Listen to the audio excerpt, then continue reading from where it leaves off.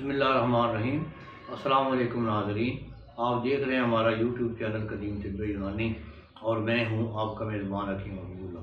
मोहतरम नाज़रीन, आज मैं निस्वार के मुतल्लिक़ बात कर रहा हूँ। वो निस्वार जो नाक में दी जाती है, इस निस्वार से सर का में अंदर ज़्यादा ये मवाद जमा हो जाता है, बलगमी मवाद ज़्यादा जमा हो जाता है, वो निकल जाता है। सर दर्द तो फ़ौरन ख़त्म हो जाता है। इसके साथ देते ही जब ऐसे सुंघाएंगे, छींकें आएंगी तो सर दर्द ख़त्म हो जाएगा। बड़ी अजीब सी निस्वार है, सर की तमाम बीमारियों के लिए बड़ी अक्सीर है। नुस्खा सुन लें। तुखम दतूरा 6 माशा, मिर्च स्याह 2 माशा, नमक स्याह 2 तोला, नुशादर 1 तोला, 7 पुदीना 2 रत्ती, 7 पुदीना 2 रत्ती। फिर सुन लें।